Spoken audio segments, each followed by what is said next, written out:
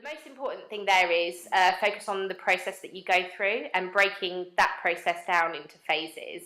On the whole, projects with us take between 3 and 6 months. We've worked on projects in as little as 6 weeks.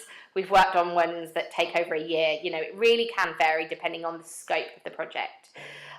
Breaking it down into phases is always a good shout. So the first phase with us is that discover, define. You can do that in as little as 5 days, or sometimes if you want to do, if budget allows and if time allows, then you can go and speak to more users. So you can stretch it out over 3 to 4 weeks.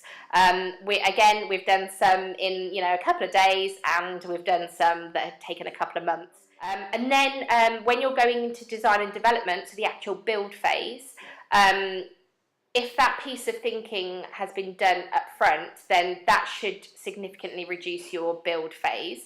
It also, like I say, it reduces the risk.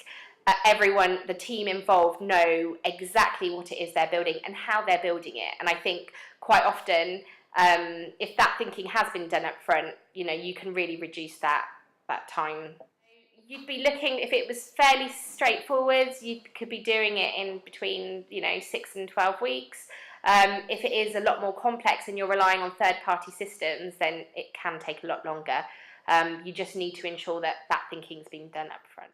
So if you're linking in with other APIs from, let's say, payment providers or back-end systems, legacy systems, whatever systems that these particular clients use, you need to make sure that those conversations have been had. I mean, we develop APIs ourselves, but quite often we hook into existing APIs, and we need to understand how they work and how that impacts on the product or solution that we're implementing and designing.